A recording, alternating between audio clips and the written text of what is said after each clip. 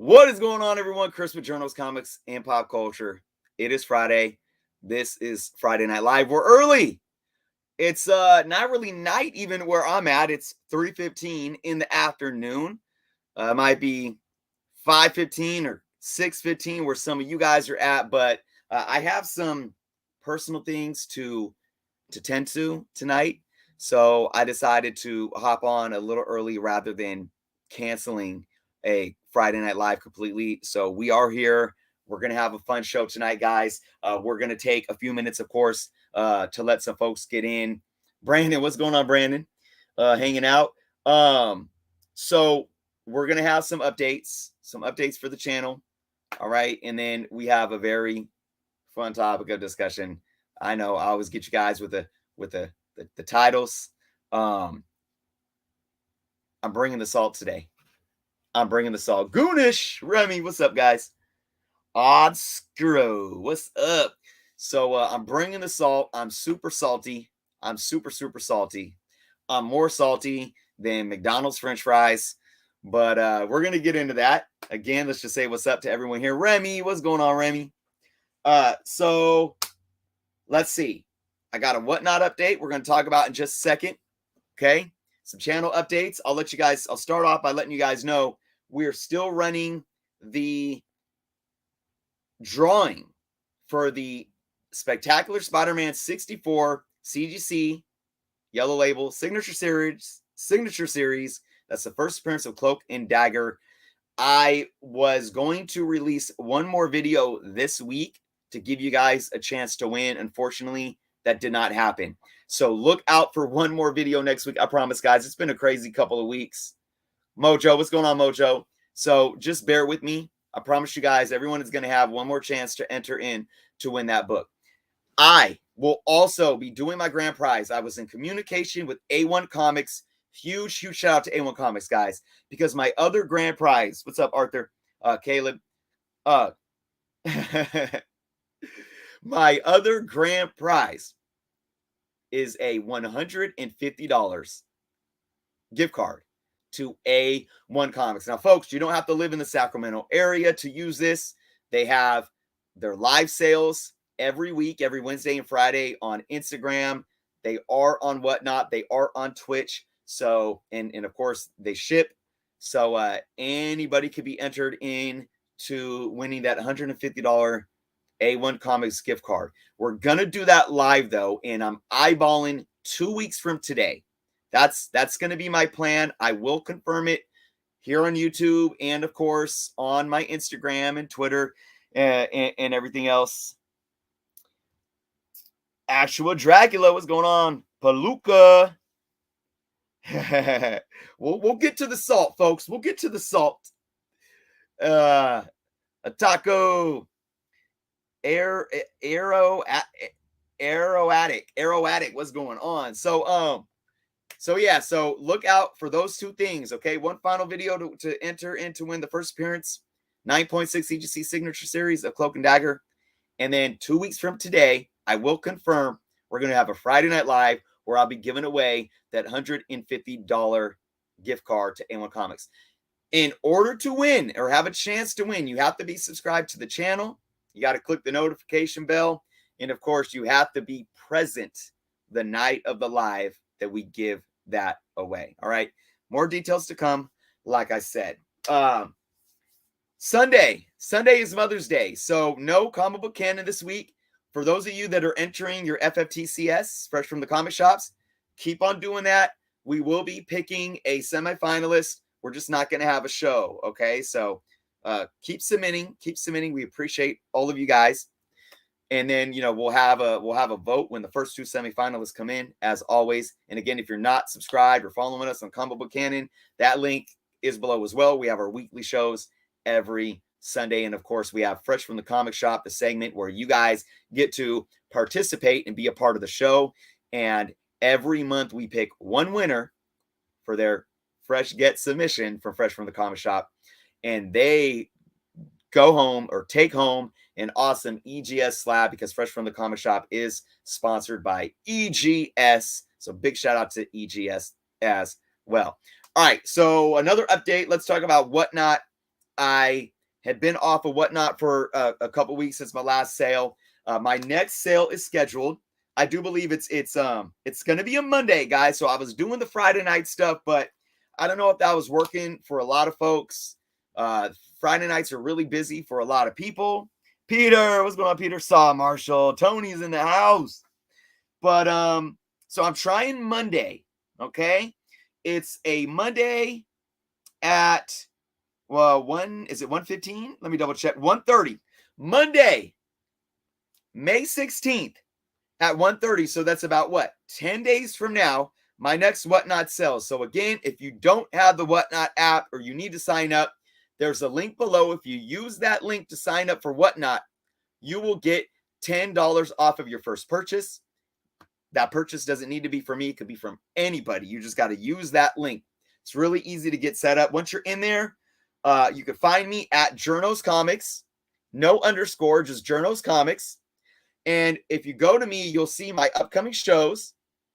There it is. I'm probably going to change that. I'll probably put a video showing off some of the books that we'll be having for a sale. This is going to be, I mean, I'll have some minor keys and everything, but it's going to be a lot of $1 to $2 starting bid stuff.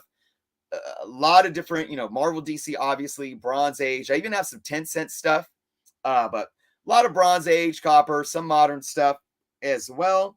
But you can click on my show.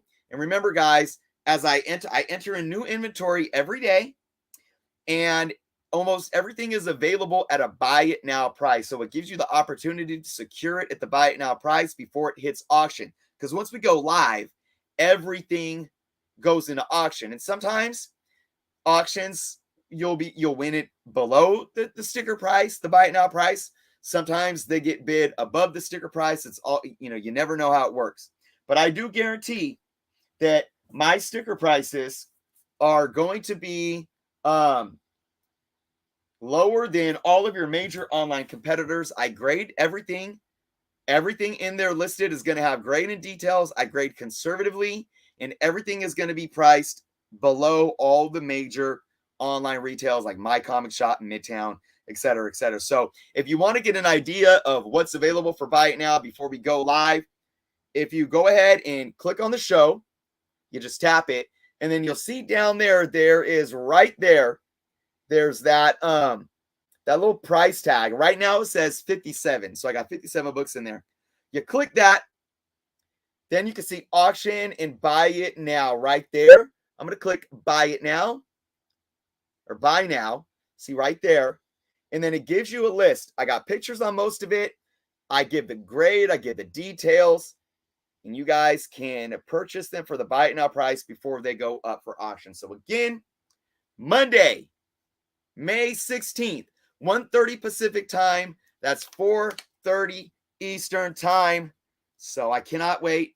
I hope to see a lot of you guys there. Awesome. Thank you, Justin. Thank you, man. I really appreciate it. I really appreciate it. I do want to let everyone know, again, I mean, you guys can go watch my stream. I don't want to keep beating a dead horse, but I'm extremely humbled. I think I expressed myself in that video the way I feel. And I do want to let anyone know, anyone that helped out, man, I'm eternally grateful. I do need, that's one last update before we get into the show. But Justin, thank you. Any remaining donations went to Buster's cremation and being able to get him a pine box in a what do you call it? A plaque that you put on it, and everything like that. So I really thank you guys so much, truly. But before we get into the show, that reminded me. So thank you so much. I still have all of my stuff stacked up over here that I'm donating to raffle off to all those that contributed. So I'm going to be completely honest, I have not had time to take everyone's information and put it in a spreadsheet yet, but I plan on doing that next Friday. So we're going to be raffling off all those items. We got the two Avengers Annual 10 first appearance of Rogues going out to somebody. two different people, right? We got the EGS Spawn 311 Chadwick Boseman tribute slab that's going out. We got Dale. I don't know if Dale's in the house right now. We got his Batman art that's going out. We got a bunch more books here that's going out. And remember, an awesome act of kindness, Austin. Big shout out to Austin. Again, a stranger, just someone in the community that gifted me this book. And I tried to barter with him and say, no, let me at least give you something. But because of that, I put another one of these in the pot to donate and pay it forward. So I'm still, if you guys watch this video, I'm still freaking blown away. And like I said, this is going to be shared with my son. I haven't even let him know about it yet, but I will this weekend. So so look out for that this Friday. So again, just to hash it back all out real briefly, and then we're going to get into the topic of discussion today.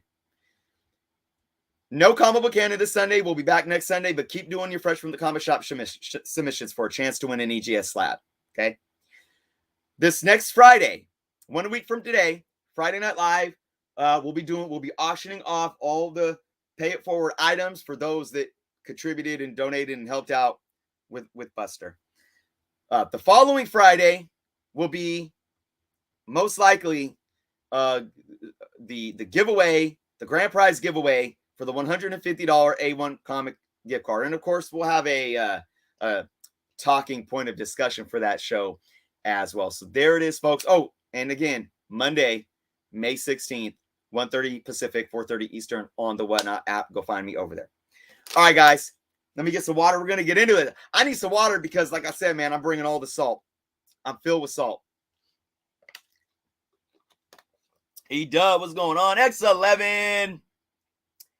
What's up, guys? Okay, here we go. Who's ready? Who's ready for the saltiness, man? Who's ready? Okay. How do I present this? Ooh, my arm has been hurting today. I don't know what happened, guys. I must have slept on the wrong. I don't know. But here I am. Okay. Maybe it's all the salt weighing me down, getting in my bloodstream. I did a video. Was it a couple days ago now? And I was really questioning this book that blew up. Could this be the worst spec book ever, or the worst comic to buy ever? Trev's in the house. What's going on? And I was talking about Friendly Neighborhood Spider-Man number 6, the first appearance of El Muerto. We got a casting call and a confirmation that Sony is indeed creating a standalone movie for this character. And they have cast reggaeton singer, artist, Bad Bunny. And this book, guys, go watch that video. I'm not going to show all the numbers here today. I don't need to rehash all that. Go watch that video. This book had very few sales on it before this announcement over the last few years. Very few. And it was selling for $1 or $2. Literally $1 or $2. That's it. And immediately overnight, this book jumped up to $15, $25. And then by the next day, it was selling for over $50. And then it was hitting over $100. There was the record high of $250, but somebody was saying that was a new 2006 newsstand because this book came out in 2006. So, but still, even if it was for this book in direct to be hitting like $150, I'm just like, this is out of control. The second appearance was hitting like what, $50, $60, which was a $1 to $2 book prior. Nobody cared about this. If you look at by the time at the time I was doing that, the time I did the video, there was no books on the census. So my argument was, and still is, really, this is one of the worst comics you can absolutely buy. Like, and here is perspective. I have been somebody on my channel that has always been the optimist and extremely optimistic. I've not been the one to bash speculation. I'm all about allowing this hobby to thrive in every facet that's there. I never like putting people in boxes or picking up the pitchforks and saying, this is the right way to collect comics. This is the wrong way. No, this is the only way. This is, speculators, like the turf wars, speculators versus true collectors and all that. I stay away from all that, man. We do what we do and we love what we love. I'm a little bit of everything. You guys probably know that. But I've said since the beginning of this year that there's a lot of things that are hitting a fine line with me that are really concerning me about this hobby and where we're going. No, the market's not going to crash. No, it's not the 90s all over again. No. And I stand by that. We are not in a position where we'll ever be in the 90s again. And also, a lot of people mistake exactly what happened in the 90s. I will say that. But it's not that this book was or is the worst comic you can ever buy at the price it's going for now. It was the last straw. It was the last straw for me of an identifier of how insane not just the spec market is right now, but the spec market as it relates to movies and live action. I've always said this as well, being positive and an optimist. I think that speculation on, or, the idea that somebody's going to show up in a movie or a TV show and it brings people back to the comics, that's a positive thing. I say that all the time. It's a positive thing. Whether it's old heads like, getting renewed love to go back to the comics, whether it's young kids or the younger generation, or even people that never collected comics before, seeing these things and getting excited about these things, watching them on their TV or in the movie theater, and then wanting to go collect comics, whatever reason it may be. But when you get a character that nobody cared about at all, and the data shows it, I'm not just saying that as an opinion, and look, the best opinions are backed up by some type of fact. And that's a fact.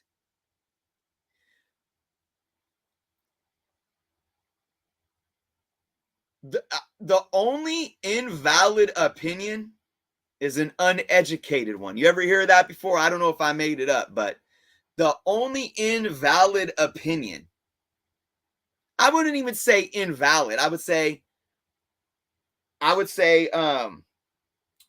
even say unwarranted, but I mean, hey, look, I guess we could say invalid. We could say warranted. The only problematic opinion is an uneducated one. So even our opinions need to be backed up by something. But when I say that nobody cared for this character or this comic book, the numbers show it to be fact. We live in a day and age where people will press up random books from the 90s that are mass produced, random modern books, and they'll spend $30 sending it to CGC just to get a grade and thinking they're going to get a 9.8. And nobody was even doing that with this book. And it was the first appearance of a character. So I did this video, and nice, Arthur. That's awesome. Spider-Man's my favorite superhero. I've read almost every Spider-Man book ever published, even oddball ones.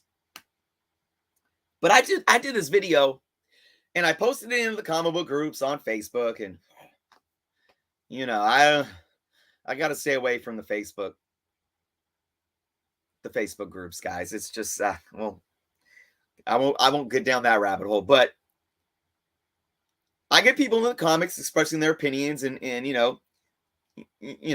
nice debate and everything. But then I get people that just come to these extremes. I was accused of being salty, of missing out. I was being accused, and this was a writer. This was a writer that wrote for CBR. I'm not a fan of CBR, by the way. I'm sure they freelance their writers, but I was accused by a CBR writer of being salty, of missing out. And I want to read this to you guys to give some perspective. Now, I'm going to preface this. I'm not completely mad at this guy. I'm not trying to be cynical or an a-hole to this guy. I mean, it was a pretty bold statement, but I'm going to tell you why that there's I understand a little bit from where this guy's coming from, and I'll explain that. So I want you guys to see that I'm not sensationalizing this or coming to one extreme to the next. Larry, what's going on, Larry? Michael. Heroes Reborn. What's going on? I want to always take a balanced approach. I don't want anyone to ever think that they can't express their differences of opinions, and I'm just going to jump all over them because I can't face somebody else's opinion. That's not the case whatsoever. I'm always open to your opinion, unless it's Brandon. Brandon, if you're in the house, love you, man. But when you express your opinion about Tupac, it does not matter. I'm just kidding. See, even that, I'm just kidding, man. Brandon, good friend of the channel, Brandon. You know, when we talk about Tupac, I get into it, just like comics. And me and Brandon don't see eye to eye, but love the dude, man. He's awesome, and it's all love. But let me read this, guys. This is what I was accused of. I really hope that a lot of people watched that video that I made too. If you didn't, after the show, you can go check it out. So this is what this individual said. There is so much, quotations, there's so much I missed out saltiness in this video. Talking about my video. Starting with the headline. The worst comic you could ever buy? Yeah, that was the headline. And I know it was, like I said, it might not be the worst, but that's just where I'm at. That's how I'm feeling. He goes on to say this. People spent goo gods of cash on books from Bad Idea, a company with no established history in the industry. Well, that's true, but last time I looked, you know, a lot of those books are holding decent value. He goes on to say, but a Marvel character connected to Spider-Man mythos, one whose profile shot up overnight, not because of a studio purchasing the option, but a full-on green light to production, and the lead character cast is the worst book someone could buy. Laugh emoji, laugh emoji. Like I said, this argument reeks of I miss the boat saltiness. But you do present your argument in a way that isn't overly offensive, even if it's wrong. I took that as very passive aggressive. I don't know if that was his intent, but that's how I took it. He goes on to say, and you're wrong on several counts. Whether a book has been slabbed is no barometer by which to judge anything. I'm just glad that I've been doing this long enough to know better. Wink, wink emoji. So, look, here's the problem with Facebook. And I allow myself to get into it, and I don't want to become that in which I hate, but I'm pretty good at reading into people's intent, but you never know for sure because it's written word, right? So I don't know if this individual, was meaning to be cynical. I think he was. I think he was totally being tongue-in-cheek, like, I'm glad I've been doing this for long enough to know better than you. You're so wrong. And he made a comment about saying, you're wrong on several accounts. Books being slabbed is no barometer to judge anything. What I was saying was, there's no book slabbed that speaks volumes to the volatility of this book. So for a CBR writer, somebody that is a journalist in this hobby, for them to sit here and say that how many copies of an issue have been slabbed means nothing in terms of how we judge the valuation of a comic book. That right there is a reckless statement. Noah Rat, what's going on? Marvel Goddess is here. That is a reckless statement, Shadow Rat. Dude, the simple fact that a book that came out a few years later called Ultimate Fallout 4 The fact that that book has 3,000 9.8s and I don't know how many, like 7,000 plus, like altogether 10,000. The fact that that modern book that came out just a few years later has thousands, and this modern book of a first appearance of a character that's of Spider-Man the Mythos has none, absolutely speaks volumes. Yes, it does. I don't know how somebody could sit there and say that and that I'm wrong about that. Woo.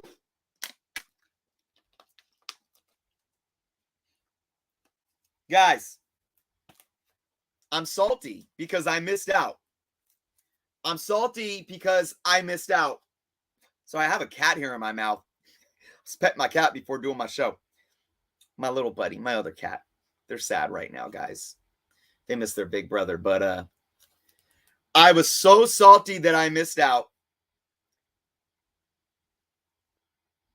I was so salty that I missed out because all I care about is spec. All I care about in this hobby is flipping. I'm not Spider-Man's biggest fan. I'm not Spider-Man's biggest fan who's read every Spider-Man comic ever, and I've collected like every single run and have read every single one. And not only did I miss out, but I didn't buy my son his own copies that are in his own box right over there. I mean, I literally could sell this right now and make over $100, but guys, I'm not trying to flex. I'm not, because really this isn't a flex to me. I'm trying to make a point though. Like, don't jump to these crazy conclusions. And that's why I try to be as transparent as I can be on my channel.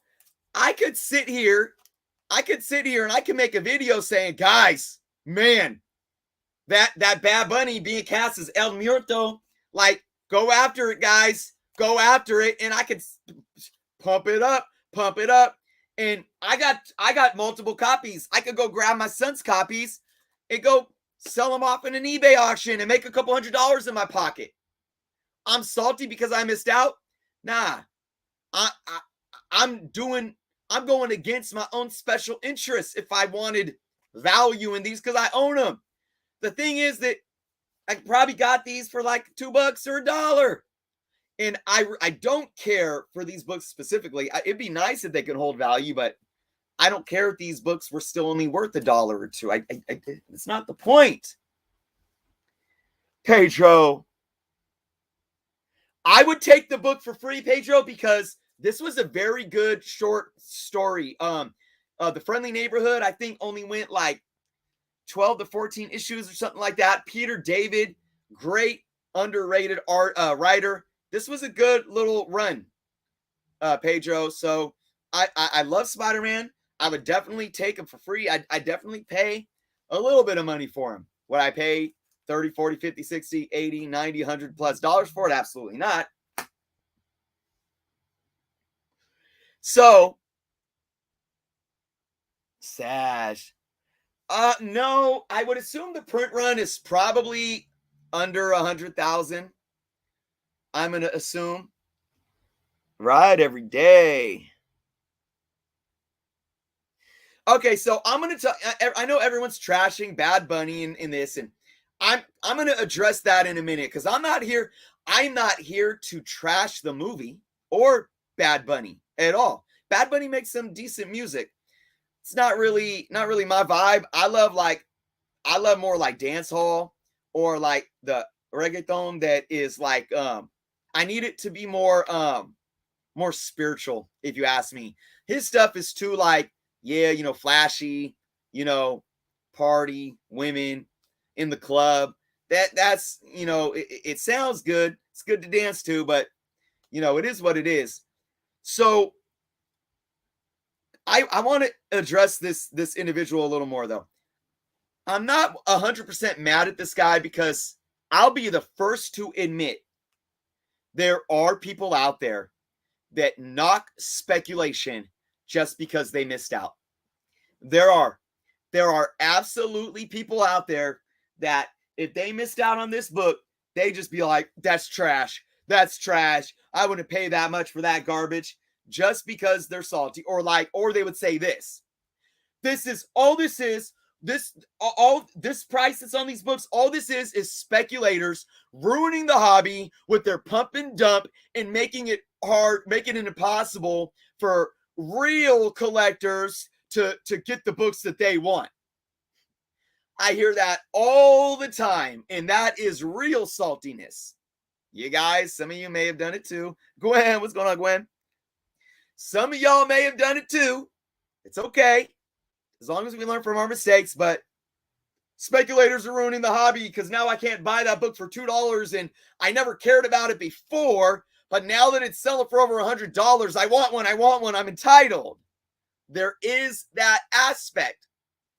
But it boggles my mind how somebody that's actually in the industry can watch my video and take that out of it, because I'm always transparent.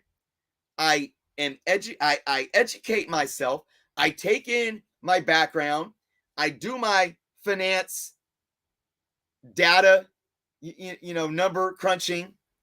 I do all of that, and I present my arguments, and then I bring the data and the facts to the table and round out my opinion. So it really, like I said, boggles my mind how somebody could have watched that video and said this reeks of I missed out saltiness. Because usually the folks that are salty and missing out, they usually don't have an argument, except for that one that's regurgitated often that I just said, which is this is speculators ruining the market. And now, collectors, can't get, collectors that really just want the book to read can't buy it. If you would have cared about it and you wanted it to read, you would have bought it over the last 16 years for $1 or $2. I'm sorry to tell you the truth there. Hard pill to swallow. Real friends tell you what you want to hear. Fake friends tell you what you need to hear. I love you guys, but I'm not going to sit here and tell you what you want to hear all the time. I'm here to tell you what you need to hear, because that's what's important. Hate me now, thank me later. Lowbrow, Ashley, Brent. I know everything's my fault. He is in number 7, and he comes back. He's there, like he's involved in Civil War like a little bit. Let's talk. I'll dive into this piece of discussion a little bit. I talked about this in that video as well. Mario, what's going on, Mario? But I'm going to tie this into this context as well. On this same post, I had an individual basically blame me for hating on this book and this character because he was brown skinned. I had an individual blame me for basically being prejudiced against this character's race or color of his skin.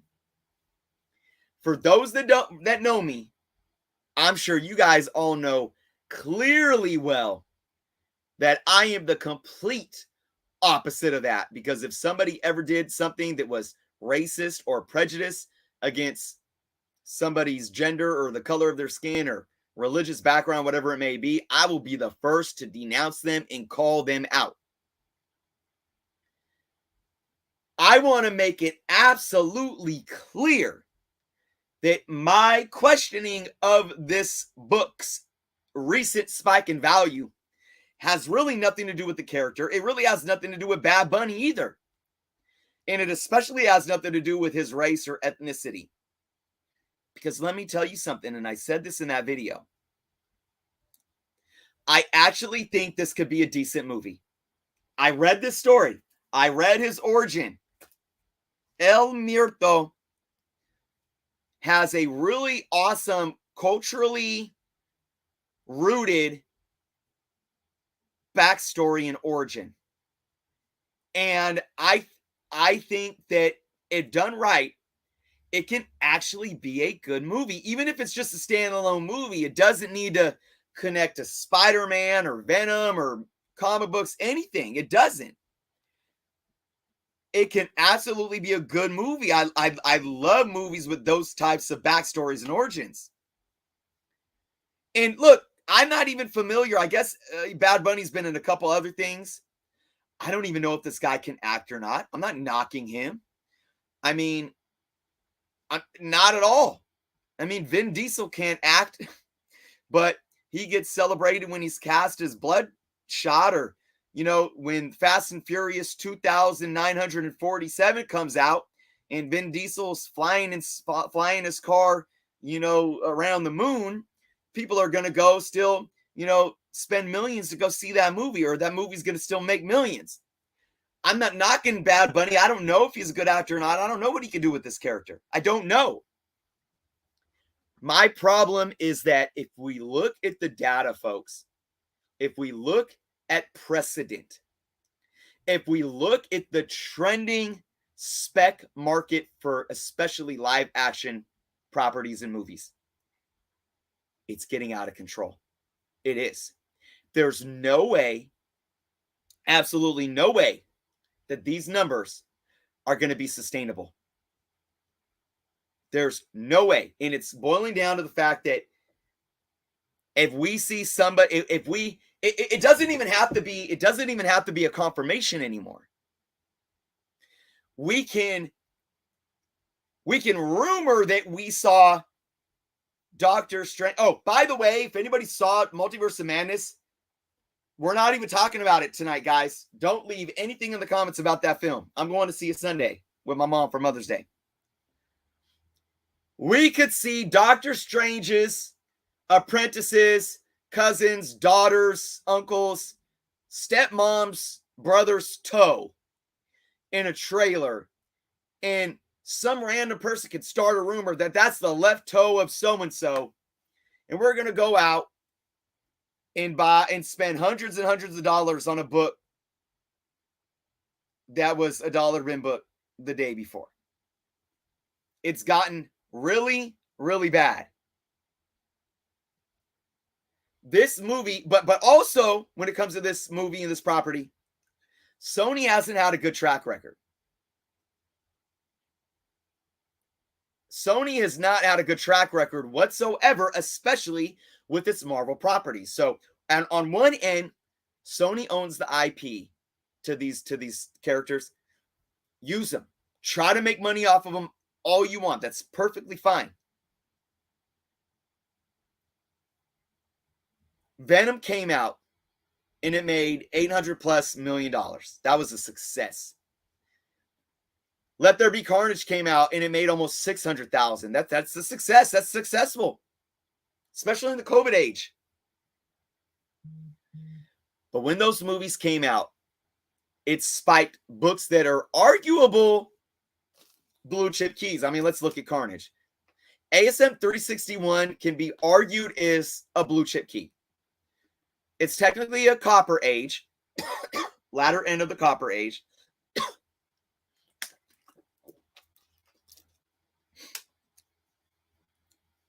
This book already had decent value because Carnage has intrinsic value. We as comic collectors care about the character, no matter of movies or TV shows or anything, right? So there was a demand for it. When the Carnage film was announced, it drove that book up a decent amount. And after the movie came out, people were like, that's all I'll say. The book dipped back down. And yes, ASM 361 can be argued to be a blue chip key. So what's going to happen with that book? People are still going to demand that book. They don't care that Woody Harrelson played him in a movie and maybe it was a one and done, or maybe he'll come back. We don't know. In 5 to 10 years from now, nobody's going to care about that movie, but people are still going to care about that book because Carnage is a dope character and people love good comic book characters. And then it makes them want to buy and collect the comic books. So that book is going to continue to increase in value over the long term because it has intrinsic value. Guys, this book has been around for 16 years. It held zero. It held zero intrinsic value. And what do I mean by intrinsic value? Meaning, when you put all these extrinsic factors aside, like movies or all these other different properties, the intrinsic value is, here's the comic book. The comic book serves a purpose. It has art and a story that introduces characters in a way to a fan base that are called comic book collectors or investors or whatever. This book was released and nobody valued anything that was in this comic book. They didn't care that it was a Spider-Man comic. They didn't care that maybe it was a good story by Peter David. They didn't care that there was this new character. Nobody cared about him because nobody was buying it. And the few sales here and there randomly were selling for $1 to $2. Nobody was spending $30 to send it off to CGC or CBCS. Nobody. But just because we get an announcement of Sony, who has not made good movies, is casting some reggaeton artists that, I mean, good for, look, and this is what I keep telling people too. I haven't run the data, guys, but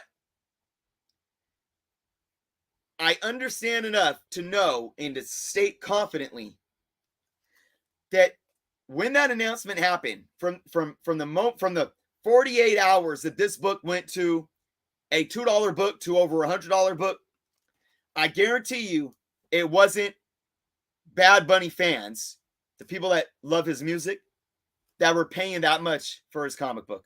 I guarantee you it wasn't Bad Bunny fans that were driving the value of this book up. It wasn't. I say that confidently. Anybody can go crunch the numbers, go figure out who's buying his book, come back to me, and if I'm wrong, I'll admit that I'm wrong. But those people did not rush to find out, oh, he's playing a comic book character. Most of them probably don't even know that it's a Marvel character. They probably don't even know what his first appearance is. And in a matter of 48 hours, they're not doing that research and going and spending a bunch of money because their favorite singer is playing a character in a movie. I'm not saying none of them did, but it's not enough to drive the value up as we saw it. JLS, what's going on? You know who's buying it? And I said this in the video. It's either people that it's people that have FOMO, and it's not a bad, dirty word, but I'm using it in context. They have a fear of missing out. Maybe they really think that this book is going to keep climbing in value, and they have this fight or flight fear of missing out. It was speculators. It was flippers. People that think that they could get their hands on this book and flip it. And look, hey, those people that were paying up to $50 for this book are selling it now and making money off it. So look, kudos for them if they were able to do that. Hey, I can't argue with that.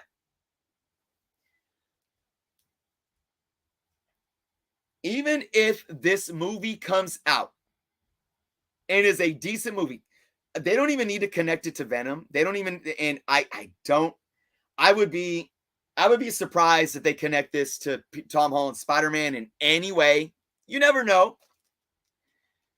Even if it does, though, even if this is a good movie, I don't think these numbers are going to hold at all. At all. And if it's a mediocre movie like Morbius or Let There Be Carnage, it's going to tumble back down even harder. Now, here's the thing. Yeah, Mark, FOMO is everywhere. It absolutely is. I talked about this recently, too, like a couple months back, about the socio-cultural and psychological aspect of FOMO, and it's very serious.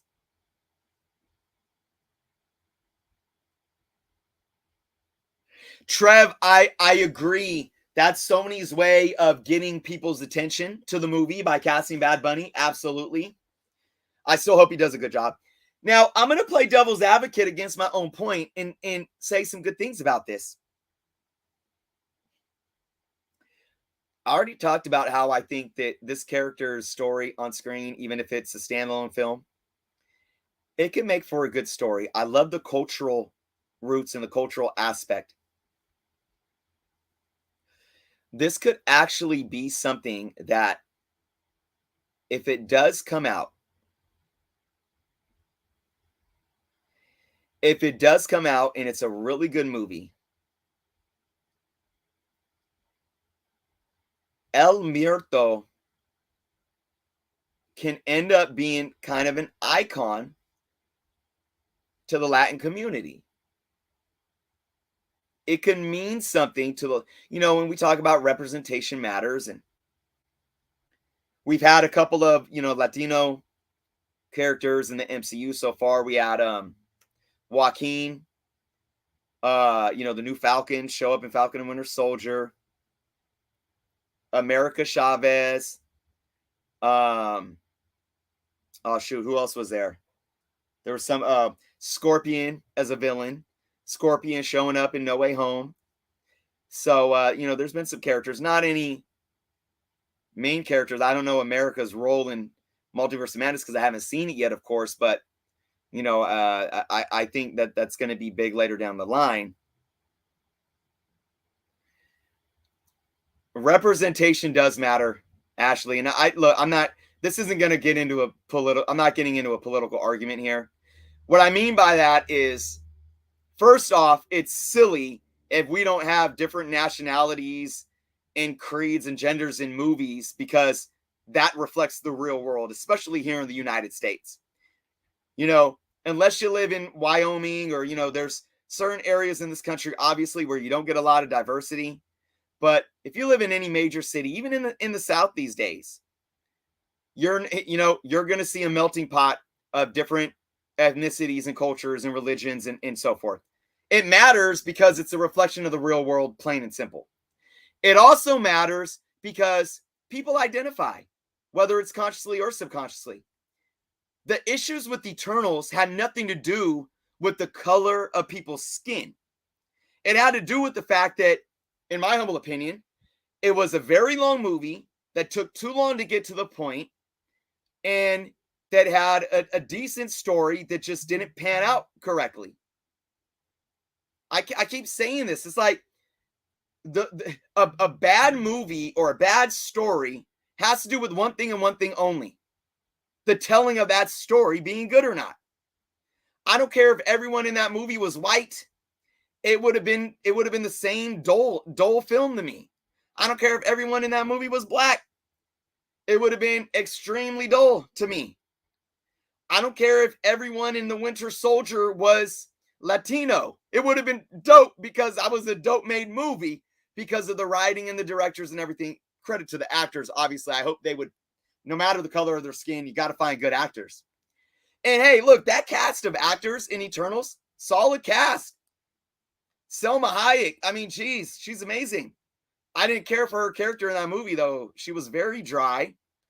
I liked Gamma. She was awesome in that movie. I liked Gilgamesh. Gilgamesh and Angelina Jolie's Athena, those were my favorite part. I wish the movie was like more about those two. Favorite part of the movie. Anyways, I'm like I said, I'm not getting into this though.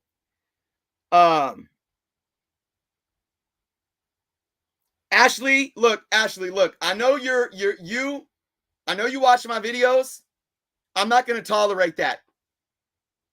I know you support me, and I don't want to come off wrong, but if that's what you're going to bring to the chat here today, I respectfully ask you to leave.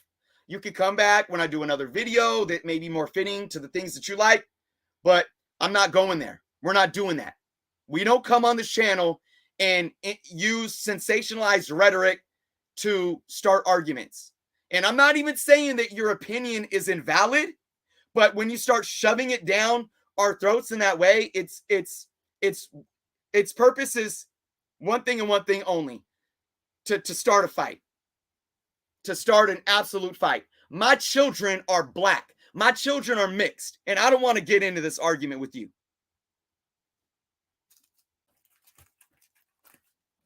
Representation does matter. Because guess what? When I moved out of the hood, when I moved out of Richmond and moved up towards Sacramento, now you guys got me on one. We're going to do this. We're going to do this. And Ashley, if you're still here, I hope that you listen to me with all of my heart. I hope that you listen to me. I moved my kids out of the hood for reasons that I'm not even going to state on my Journals Comic channel publicly. I moved us right into Sacramento in a little area that is predominantly white. I know it's very interesting. It's very interesting because Sacramento is, but in our area, it is predominantly white. I moved my kids out of the schools here because of the racism and the hatred that they faced every single day almost. And you think I'm some woke liberal that's making this up? First off, I'm not even a liberal. I'm not a Democrat or Republican or anything like that. When I go to the voting box, I vote for the person. I usually vote for some Democrats, for some Republicans, and probably some independents. Because I'm not blinded by party politics and all the hogwash propaganda.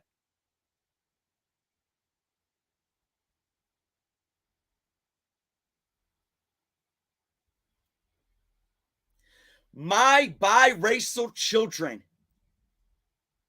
face prejudices and racism on a constant basis. Predominantly my oldest because he looks more black.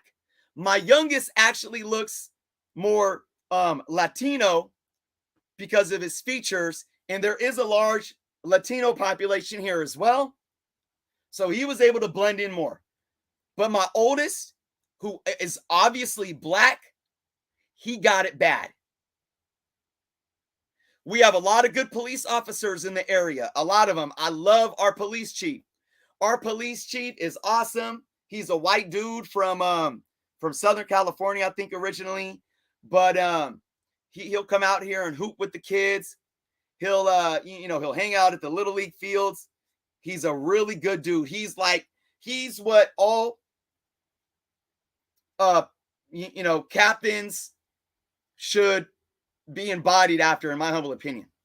But it doesn't mean there's no bad seeds. My son and I were both profiled by the police. My black wife has been profiled by the police in this town. And it's real. It happened because we went through it. I'm not saying it because I want to sensationalize and paint cops in a bad light. Did you hear what I just said? Don't miss the first thing I said about our police chief and about most of the cops here that are good people doing their job. My son is a huge Miles Morales fan. He loves Peter Parker too. Loves Peter Parker. But when my son reads a story arc of Miles and then comes to me and sits with me, it's like, yo, Dad, I just read. So there's this story where Miles had da-da-da-da-da. And he talks to me. He was like, man, it's like, I've been through that or whatever. Representation matters. There's a right way to do it, Ashley, if you're still here. Don't get me wrong. There are ignorant people on all sides of everything. And if somebody is being ignorant or thinking that they want to change a character that doesn't fit the character, I'm open to hearing those arguments. But don't come in my channel and sensationalize rhetoric stating that all you care about is seeing white people.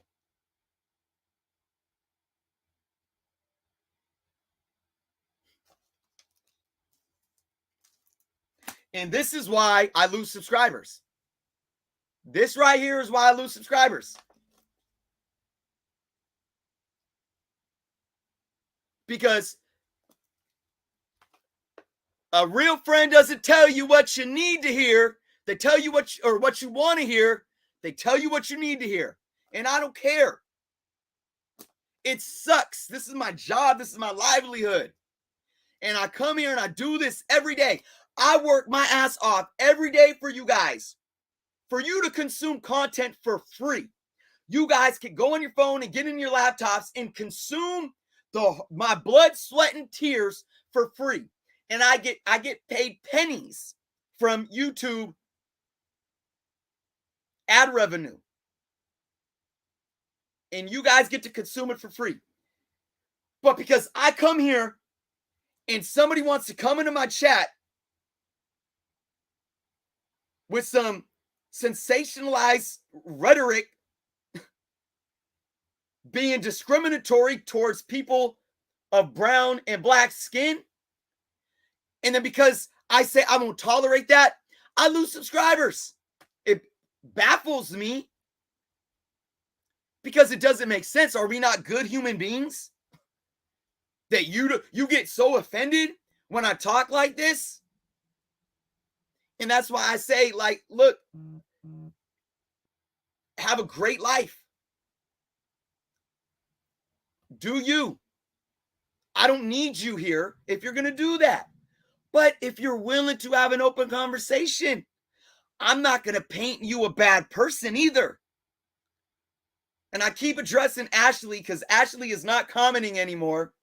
And he or she might still be in the room. And I really do hope they are still in this room and are hearing me.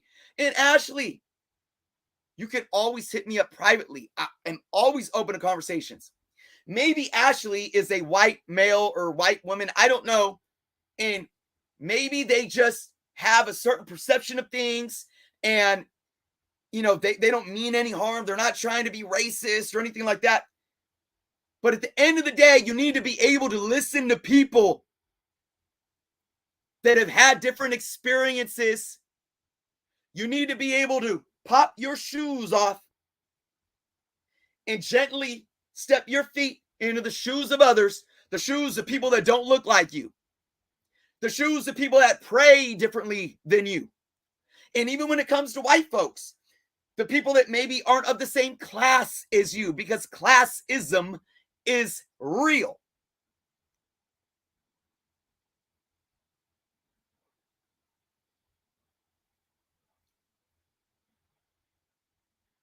I want to give a big shout out to Max right now. I know X11. X11, drop Max's name. MVP. What's Max's name?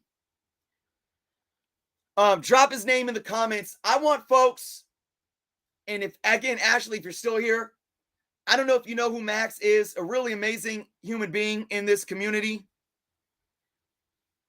A white dude, really rich Christian values. I want you to go give Max a sub. Now, I don't agree with everything Max says. I probably don't agree with everything anybody says. If we all agreed on everything, then we're not human and we're just programmed. Max is a good person because he's tried to talk about these things, and he's tried to do it in a way to say, look, guys, even if we may be over here and over here, we can still have a conversation. And guess what? I'm going to tell you all, I've been in communication with Max, and I'm going to be on Max's channel in the near future, and we're going to address the elephant in the room when it comes to race and gender and the exchanging or the changing of different races and characters, gender or sexuality and things like that. And I'm not mad at people that may question those things, might even be opposed to some of them. But the one thing that I do know that is true too, on any side of the argument, blinded hate and blinded prejudice is not welcome in this community. And that's on both sides of the argument, both sides.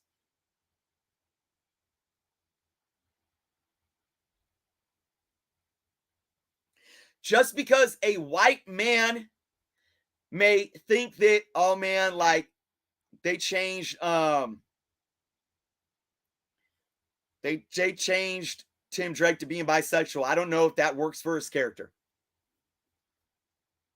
Just because a white man might have issues with that, it doesn't mean they're a bigot or they're automatically a homophobe or they're racist or anything like that. They might be, don't get me wrong. So it doesn't do anything positive for anybody else to point a finger at somebody for having an opinion that might not come from a place of hate. So let's have a discussion. And that's what I'm going to be doing with Max in the near future. I don't know when yet, guys, but it will happen. And look, a lot of you may not like what I have to say. I always see both sides of an argument. Always. And I've said this all the time. I don't know how many of you have taken argumentation or debate. If any of you are still in school, like college, or if you guys ever think about going back to college or just taking some classes at a community college, no matter what you're majoring in or what you're doing, I highly recommend you taking a debate class because it'll help you in real life. Because we took topics like abortion, the death penalty, real serious issues. And we had to argue against our own belief system on them. And I won every time. How many people could say, whether maybe you are anti-abortion, and you don't even need to leave anything in the comments. I'm just making a point. Maybe you disagree with abortion, or maybe you're pro-abortion, and maybe you agree with the death penalty, or maybe you're totally against it. If you are one or the other, can you imagine having to play a lawyer and make an argument and defend what you don't believe in? I had to do that, and I won every time. And the only reason I was able to is because the truth always lies somewhere in the middle. Always. Everything in life, doesn't matter if it's politics, religion, law, judicial issues, cultural issues, social issues, economics, the truth always lies somewhere in the middle. And if you want to have a valid point and a valid argument and a valid conclusion that you can drill home and argue home, you will never win until you can see from the other person's point of view. Period.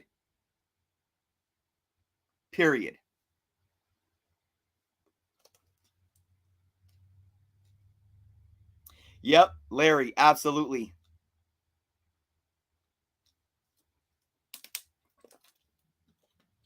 Guys, I'm sorry to get on another one today. This was unexpected, but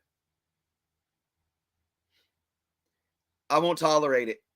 I don't even know what I was talking about. What were we talking about? We were talking about Bad Bunny. Can we get back to that? What a way to, I was talking about the positives of this being a cultural story for Latin people. El Muerto can be a cultural story that Latin people can identify with, kind of like Coco. That was a great film that was rooted in, had such cultural roots, right? There was another one that just came out. What was it called? I forget. Encanto. That was another one. That was a pretty good one too. Where we tell stories that from people that have different life experiences. They come from different backgrounds. They come from different cultures. That matters. That matters. There are different people from different backgrounds and cultures out there that watch movies and that read comic books. And yet, look at that. I see. I lost 5 subscribers already. So it is what it is, folks. It makes it tougher on me. It makes it tougher on me to provide for my family.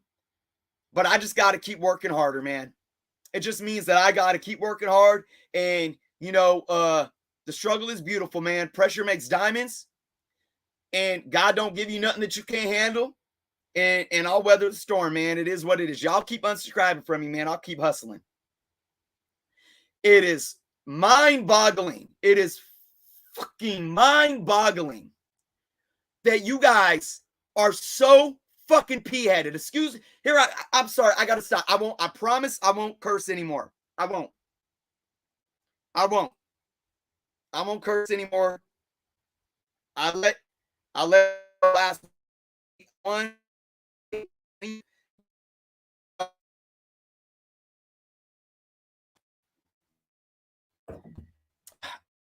Thank you, man.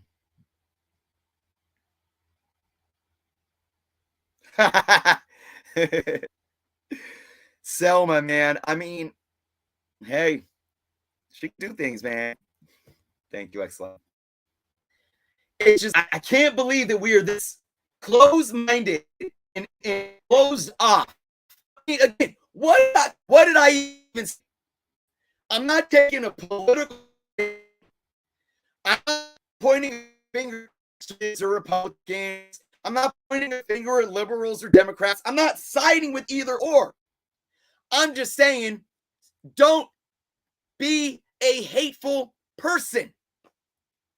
And y'all still can't stomach that.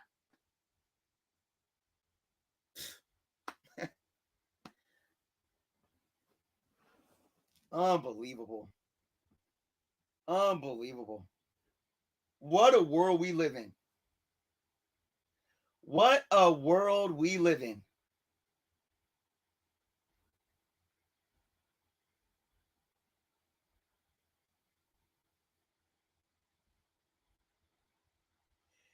And I'm sitting here right now because every time I'm reminded by this, it makes me worried about my children. It makes me worried about my children. Because although I'm technically Mediterranean, I'm Sicilian and Portuguese, I'm still white to the system.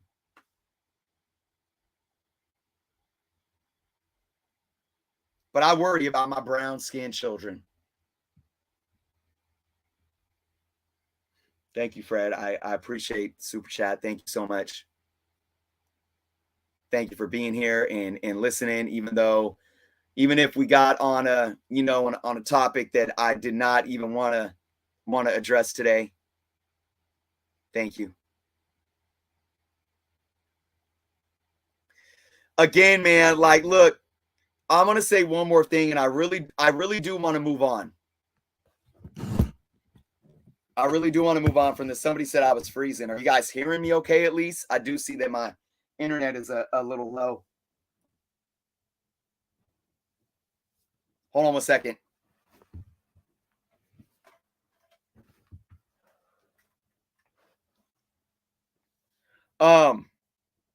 Hey Dan, what's going on, Dan? Yeah, it's probably a good thing you're late, Dan. Gwen, I get that. I get that often. I do get that often. Living in Richmond, I would always go to the corner market, and everyone would speak to me in Spanish.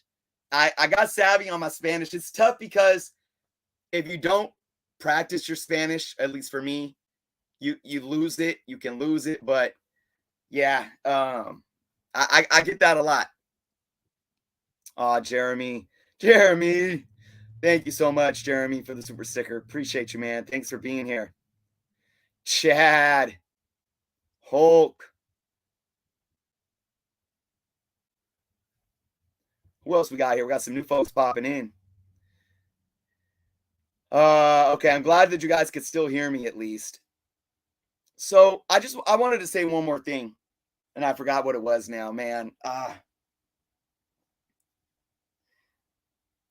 This proves that we can't have a conversation.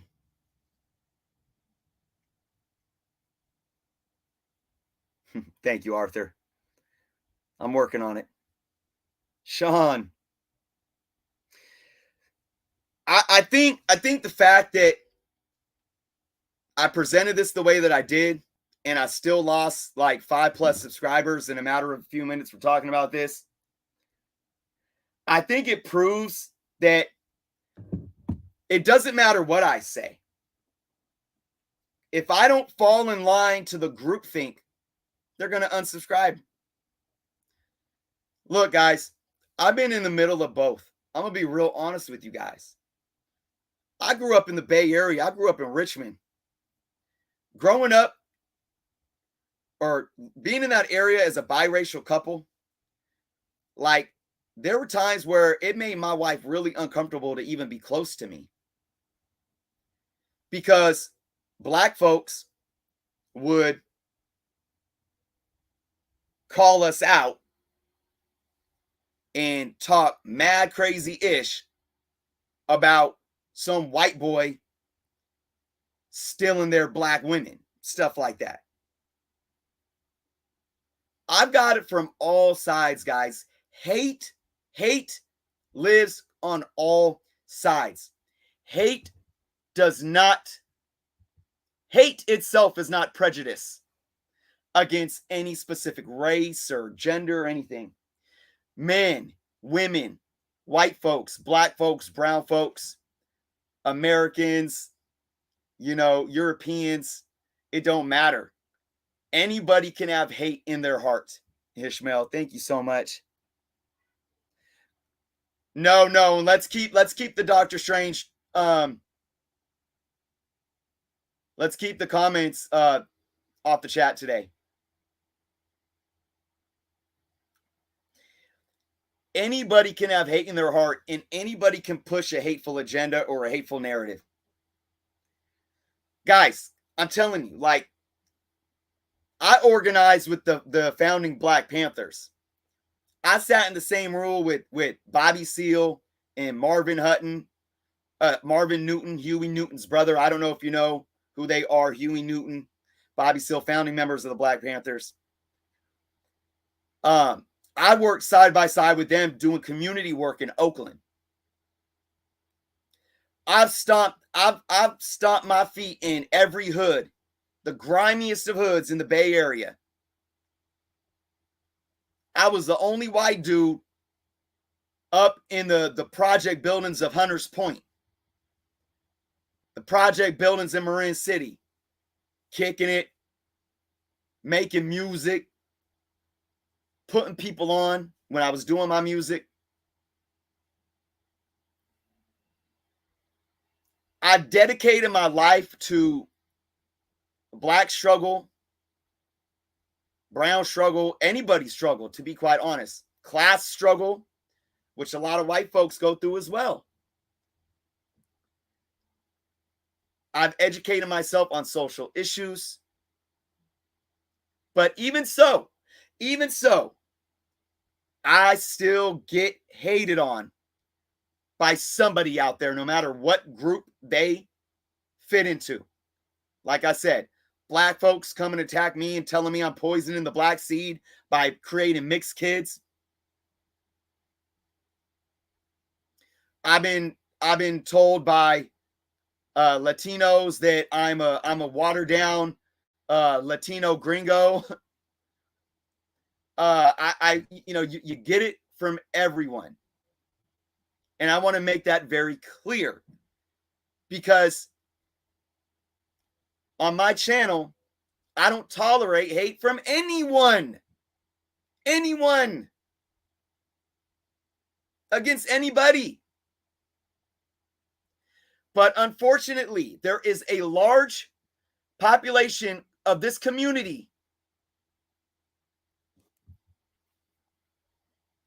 that believe a certain thing in a certain way. And I know damn well they're influenced by certain YouTubers out there. It doesn't matter if I said what I just said, and it doesn't matter if all I'm trying to do is not be hateful. It doesn't matter if I'm still willing to listen to their, complaints or, lack of understandings. It doesn't matter. If I don't fall in line, they won't hear it. And it's sad. What's going on, Brandon? Yeah, X11, I hear you.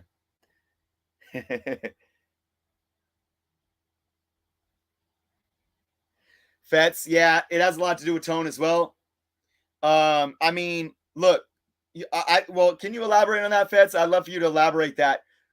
Are you talking about my tone? Because I can only get what you guys get from what you write, and I gotta put the tone to it a lot because I'm not hearing you talk. But my tone. Oh, thank you, Gwen. I appreciate that. I really do. And you're right. I mean, I try to do my best to do both. But I feel like my tone, I try to be as genuine as I can. Oh, yeah. Absolutely. Well, you know what? When it comes to that, like, yeah, I get excited. I get passionate. I get into it. I don't even think that has to do with what I'm talking about. I think people don't like me because maybe they just don't like my personality, and that's fine. Look, it is what it is. But I was just talking about this specific issue. People unsubscribed, and that's why. Because when we talk about these things, so many people are so narrow-minded and tunnel vision in their way of thinking. There's no middle of the road. I'm going to fall in line with groupthink because Ethan Van Scriber is a disgruntled DC employee, and how dare anything feature a woman unless her breasts are out and she's half naked? How dare anything feature anything but a straight white male? That type of extreme rhetoric. And that's what I'm talking about. There is an argument to that could be valid, but too many people don't even understand their own arguments to those things. And they're not willing to have a discussion. You think Tim Drake being bisexual does not work for that character? Tell me why. Well, it's lazy writing, but I didn't even read the story.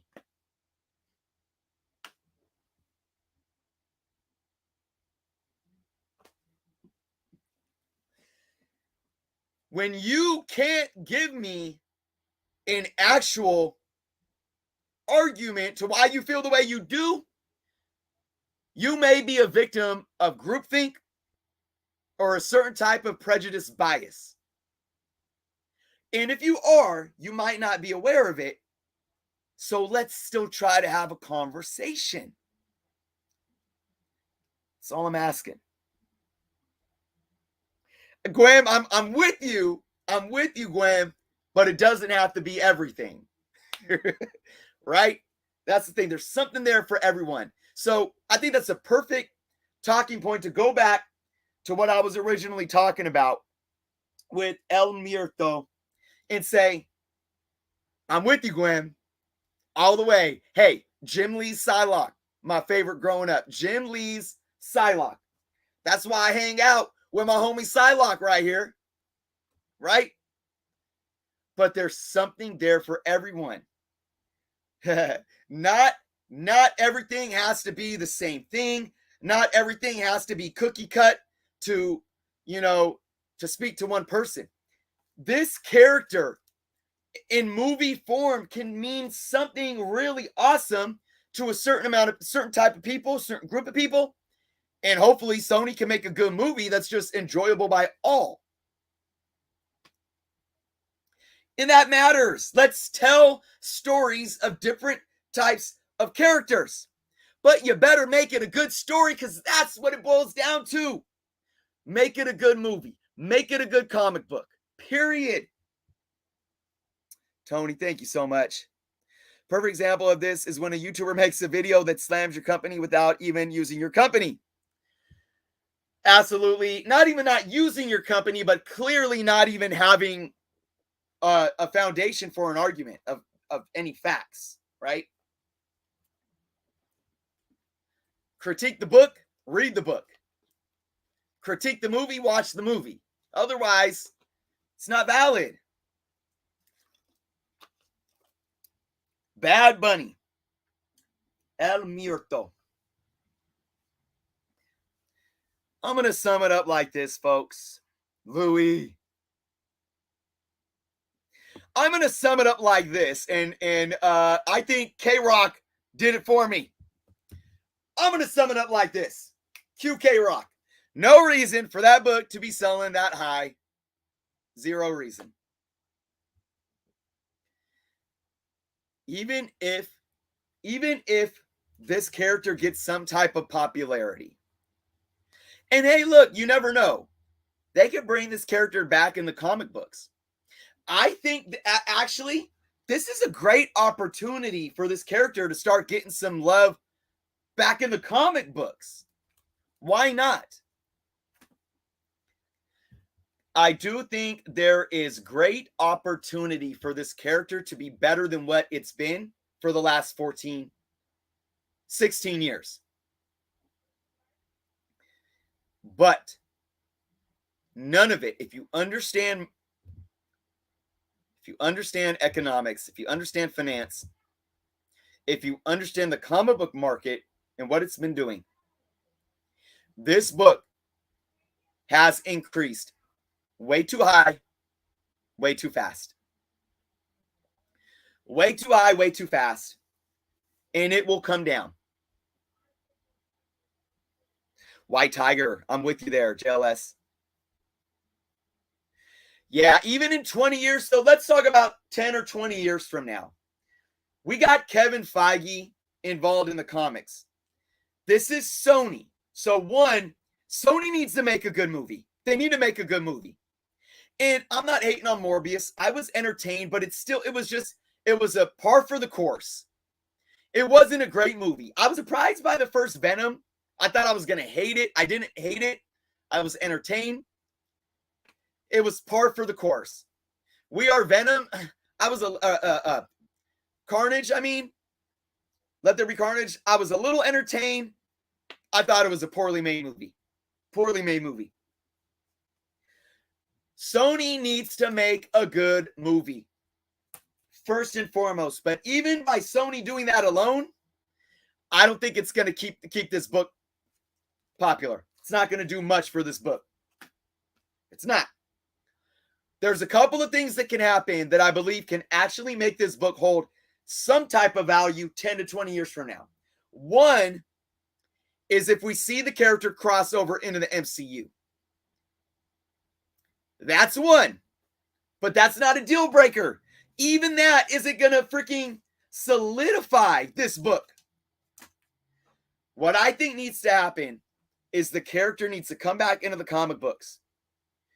And they need to get some good writing behind this character. Then, only then, do I feel you get a mixture of your casual movie-going fans, actual comic book readers, and you could probably, if you get good stories, new stories, you'll bring in older readers, older collectors. You'll bring in younger collectors. You'll bring in a Latino base. You'll bring in a Latino base to the character as well. And then they could always go back to that movie as something that's a part of pop culture.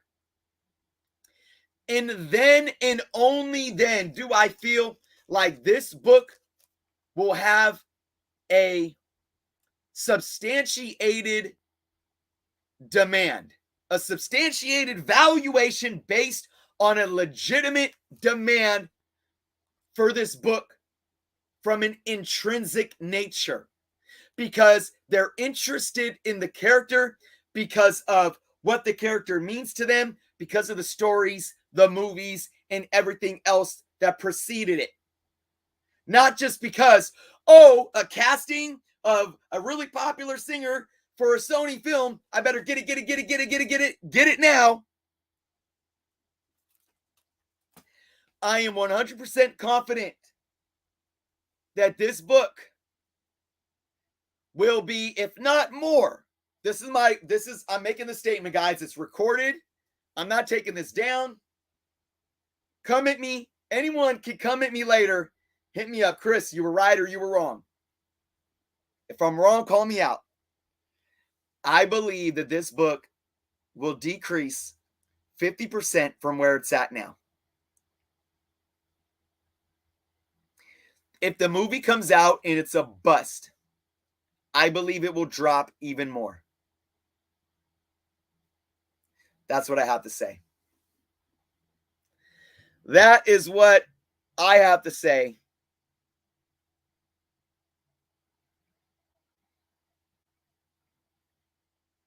K-Rock bringing up some good points. Classic characters and classic books should never change in price because a newer movie was bad. I will never understand that side of the comic collecting aspect. Okay, K-Rock, first off, I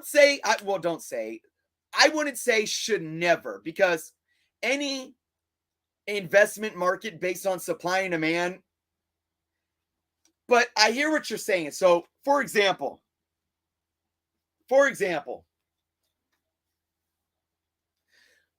we haven't seen Wolverine in the MCU yet. What if, and we're not just talking about Hulk 181 here. We could talk about Giant Size. We could talk about Wolverine #1, the Limited, all of his early keys. When we get a Wolverine announcement, they're going to go crazy. But what if Wolverine came into the MCU and was a total bust? What this individual is saying here, K-Rock, is saying that it shouldn't matter. That's Wolverine, man. That's Hulk 181. Wolverine #1 Limited. First solo. One of the most iconic characters of all time. But here's the problem with that, K-Rock. You got to look at percentage of increase on the market due to certain extrinsic variables. Now, let me give you an example. If Hulk 181 had a rate of return every year that was solid, that means, and it did this, every year, Hulk 181, I wish I had a pen. I'm going to draw this out. If Hulk 181 did this every year just because of its intrinsic value, and a movie was announced, and the rate of return didn't change, and it just kept having the same upward motion, if the movie was bad, you should expect it to continue to have that same trend. So to your point, if an already classic characters key book is doing this on the market year after year, and the announcement of that movie doesn't change it, but then the movie's bad and it does that, that should never happen. But the thing you're not considering is this. When we get a Wolverine announcement or a trailer or whatever the case may be, the constant rate of return that did this, once we get that announcement or that trailer, the rate of return is going to spike, and it's going to do this because of the movie. That means demand goes up because of an extrinsic value.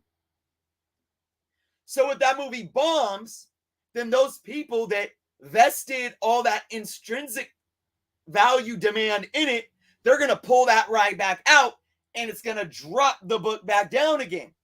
But once that happens and it levels back off, it should continue on that standard historic ROR year after year. Does that make sense? So it's not that black and white, but I see what you're saying. And I think at the end of the day, and I really want to sum up this conversation by making this statement, guys.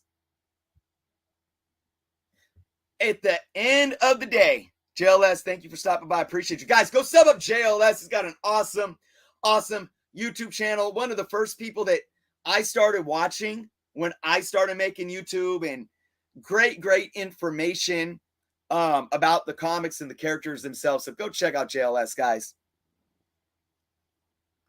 So yeah, but K-Rock, thanks for bringing that up. That was an awesome point.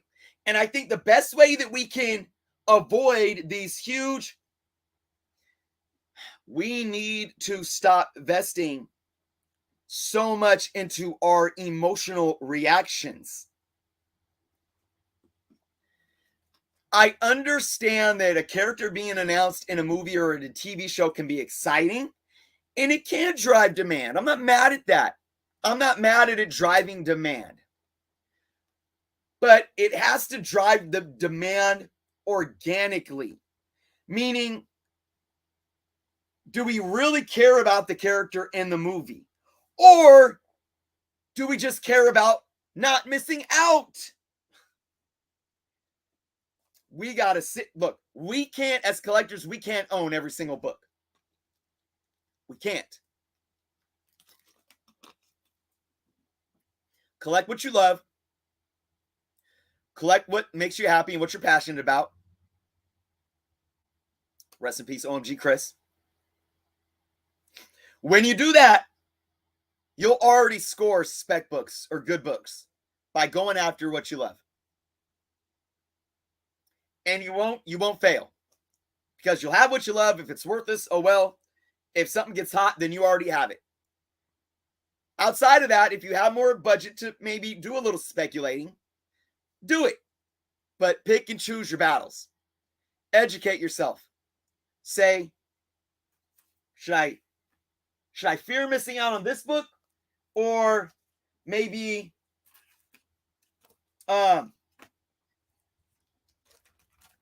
should I fear missing out on this book? Now let's do a comparison.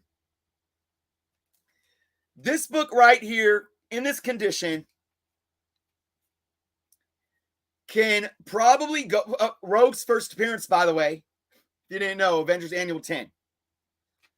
Brandon. Thank you, Brandon. You can shout out all you want, Brandon. Appreciate you, man.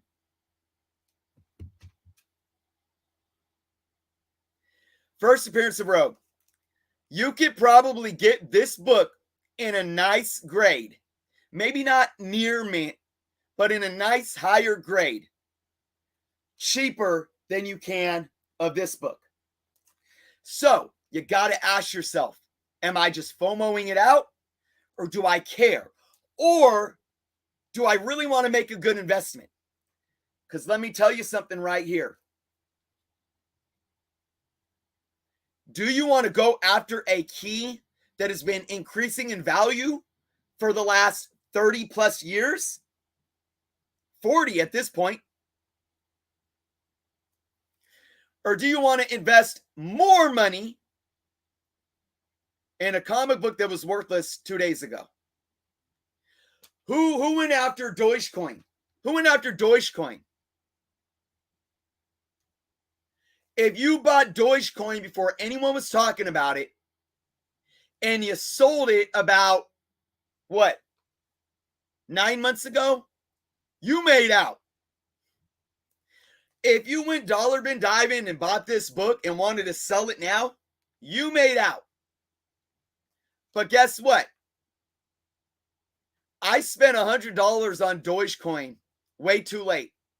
It was last year.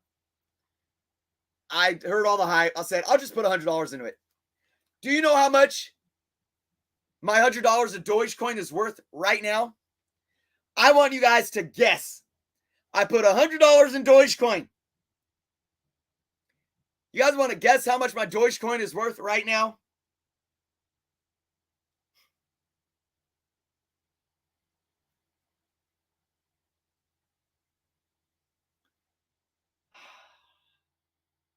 I'm waiting.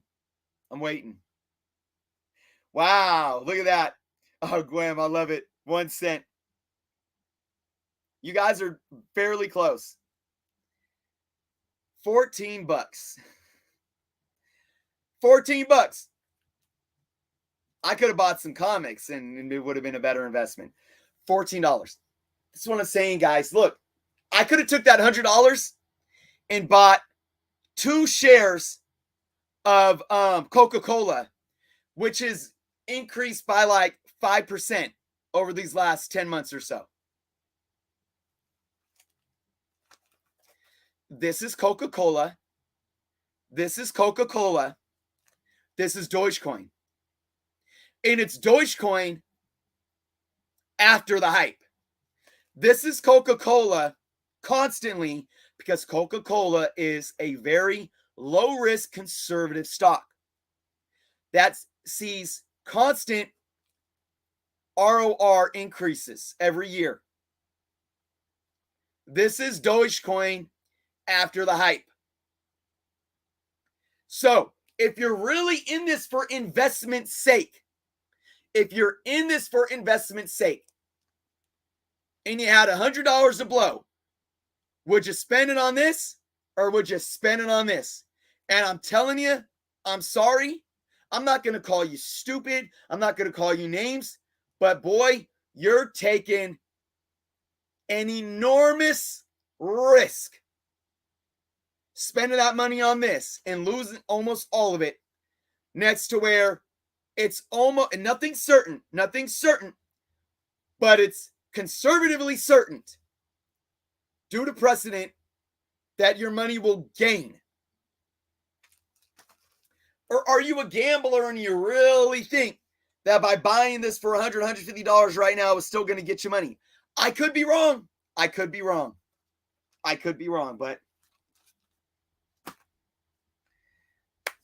guys, I'm going to edit that today.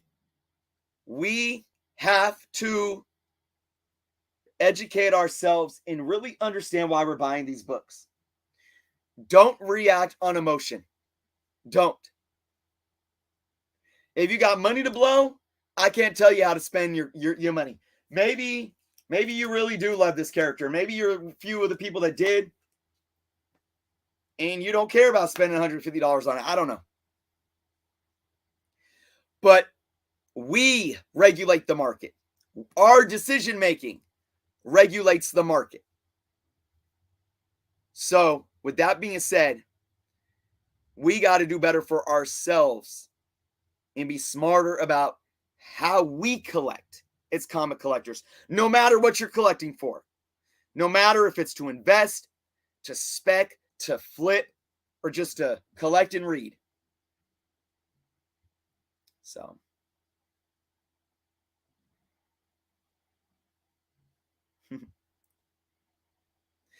Well, Ben, obviously you missed the entire point, because here's the funny thing, Ben. I'm the one that was talking about comic books until somebody didn't even make it political. And that's the thing. Why is bringing up a Latin character, why is that political? That's not inherently political. Oh, look, I'm talking about a brown-skinned character. Shame on Journo, woke politics. Ben, I don't have my bees on me. Okay, hold on. Ben.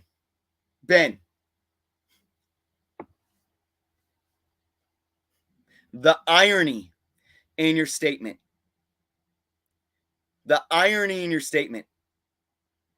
You guys are the ones making it about politics, not me. You guys are the ones that watch YouTube channels that act like they care about comics, but every single video they make is about sensationalized political rhetoric. Do you tell them? Do you tell geeks and gamers to keep the politics out of it? Just keep the comics? Or is it because you side with their hatred so much? Do you watch Thinking Critical? Who, I actually like the guy. I actually like Thinking Critical. What's his name, Ryan? I forget what his name is. I actually like that guy, but he's realized that, he still does some videos once in a while, but he realizes he could get clicks and subscribers by sensationalizing woke in every video he makes. Do you tell him to keep politics and keep it out and keep it comics? Or is it all good just because you agree with every little thing he says and you regurgitate it? How about Young Ripa? Who's another one? This ain't even a white guy, so it's not even about race. I used to watch Young Ripa, and I liked some of the stuff he says. But you know what Young Ripa realized? If he put woke politics, identity politics, in every video he made and sat there and turned everything about comics into a political, sensationalized freaking rant, he gets clicks and views. So, Ben, humbly, I ask you, I wasn't even talking about anything political. But even if I was, are you just mad because it's something that you think you don't agree with? Because if it's not, you're a hypocrite. Ben, you can unsubscribe from me. You can never return here. But I want to see one thing from you, Ben. I want to see one thing. I'm going to go through all the comment section of Ethan Van Scriber, Geeks and Gamers, Young Ripa, Nerdtronic, or whatever the hell their names are. I want to see you in the comments of every single video they make telling them to keep it about comics. That's what I want from you. But again, the irony, I ain't even talking about comic politics.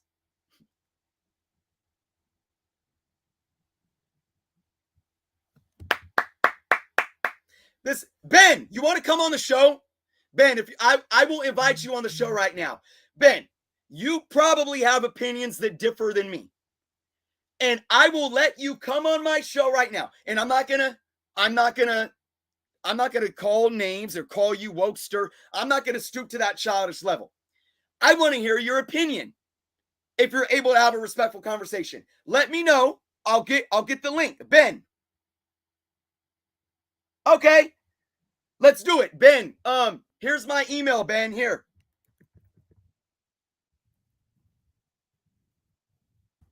There's my email. Send me an email right now so I have your information, and I'll send you the link to come join me right now. Right now. To this point, I've had not one person accept my invitation. Are you going to be the first, Ben?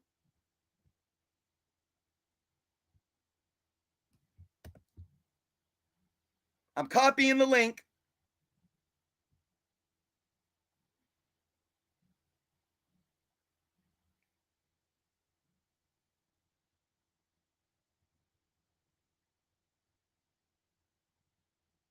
I'm waiting. I will give Ben. I'm going to let Ben come in here. I'm going to welcome him. And I'm going to give him the floor for at least a few minutes. I'm going to let Ben have the first word.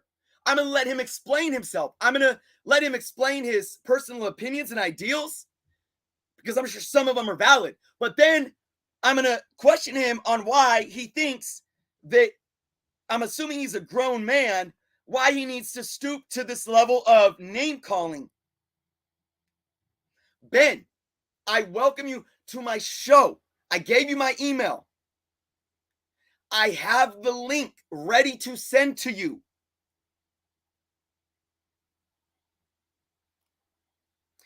I may have to take a potty break real quick. So if he accepts, I'm going to send him the link. I'm going to run to the urinal. We'll see. I'll give you a few more minutes, Ben.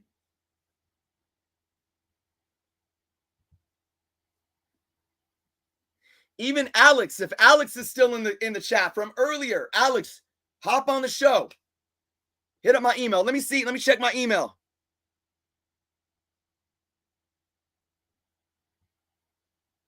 Where's my email? All right, nothing yet. I have nothing from Ben in my email.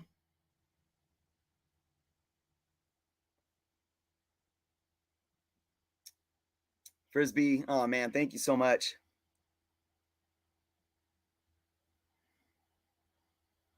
Truly appreciate you.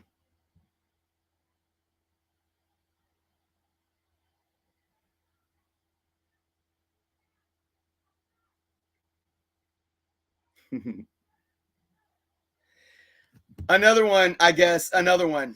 I just look, guys. That was so out of the blue too, because I know I spent a minute addressing that issue when Ashley brought it up, but I'm over here talking about comics and he's bringing up all this silly rhetoric.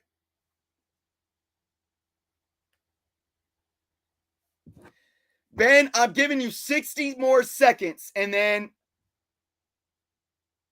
I'm going to assume you, yep, I lost 8 subscribers on this show already.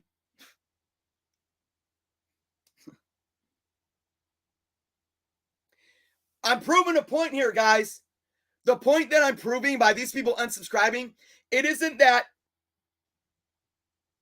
conservatives are bad people or wrong, liberals are bad people or wrong, or that you can't even have valid opinions one way or the other. It just proves that there's a lot of people that are showing that it's not about a conversation, that it's showing that, yes, it is about being hateful and divisive and prejudice.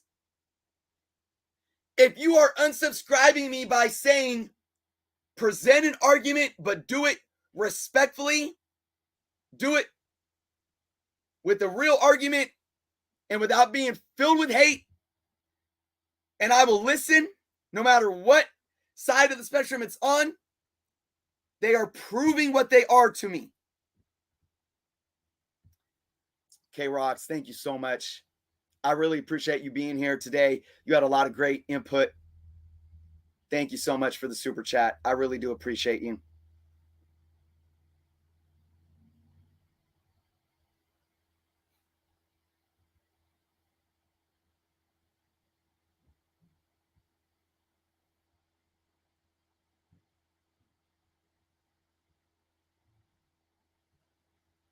Checking my email one more time. Ben has not emailed me, so oh well. I gave him the opportunity. Anybody else?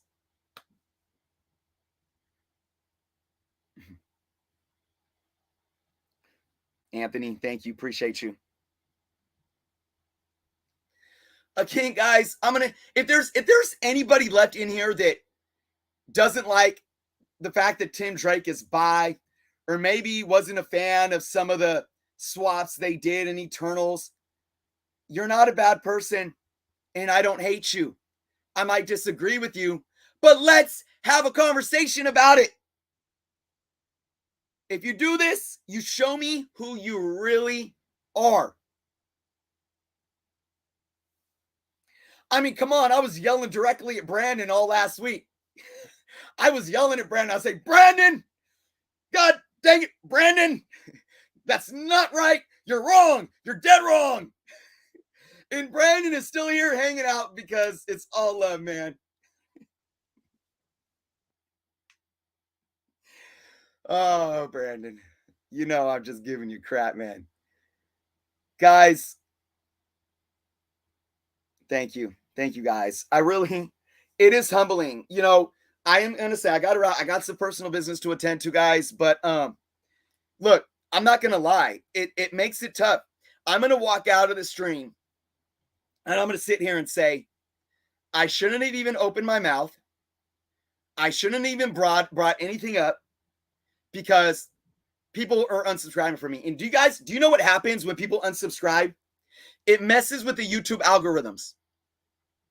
It does. And it hurts how often YouTube puts my videos out there for viewers to see and all that stuff. It also affects my revenue stream in terms of how much they pay me for each ad shown on a video. I'm going to walk out of this and be like, damn, I shouldn't have just said anything. This is my job. I work 7 days a week. But at the end of the day, I don't regret addressing what started this. And it's that level of hate and ignorance. It's not a level of disagreeing, guys. It's not. I can't wait to be on Max's show. I encourage all of you guys to go subscribe to Max's channel. We've had great, respectful conversations and we've disagreed on things already, but I still can't wait. I'll probably get more people that see me over there and then unsubscribe, but if there's any guy that could facilitate a conversation that needs to be had, it's him. Yeah, Gwen, thank you. I appreciate that. You're right. And all of you guys do make it worth it. You know, for every 8 or 9 of them that subscribe, there's, 60 plus of you that are still here rocking with me, supporting, and it means the world to me. And I love you guys, man. Like that from the bottom of my heart. Call it love, call it Christ love. If I'm not even talking about being Christian. I'm talking about Christ love. Research it if you're not familiar with it. It has nothing to do with the specific religion. That positive energy, however you guys want to express it, but just the support. I appreciate you guys so much. There are people in here right now from all walks of life. I know for a fact there's people who are probably registered Democrat, who are probably registered conservatives. There's people that are more liberal, more conservative. There's Christians, there's probably Muslims or atheists or Jewish folks. There's men, there's women, young and old, people from Canada, the US, Mexico, Europe. There's probably all different kind of people in here hanging out right now. And that's what I'm talking about. Because at the end of the day, we have more in common than what we have to where we differ. And if we just focus on those things we have in common and can have a conversation and respect each other when we have disagreements, we'll realize that we are not that much different. And oh boy, is it lovely when that main thing that we have in common is this thing called comic books. And that's why I'm here. I'll never change, guys. I'm here for you guys. I keep doing my best. I'll evolve. I'll keep getting better, but I am who I am. And to those that support me, thank you guys for hanging out. No comic book canon on Sunday. I'll have some videos posted up this weekend, and next week, of course. Again, I hope to see you guys next Friday. I'll be doing all the giveaways for all those that helped out with Buster. God, thank you guys so much. And then we will be back for comic book canon that following Sunday. To all the mothers out there, happy Mother's Day. We praise you.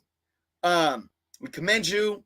To everyone that has a mother or a grandmother or a wife that is the mother of your children, be good to them. Let them know, you are appreciated. Lady, don't you know we love you, sweet lady? Yeah, anyways, I'm good. Until next time, guys. Peace.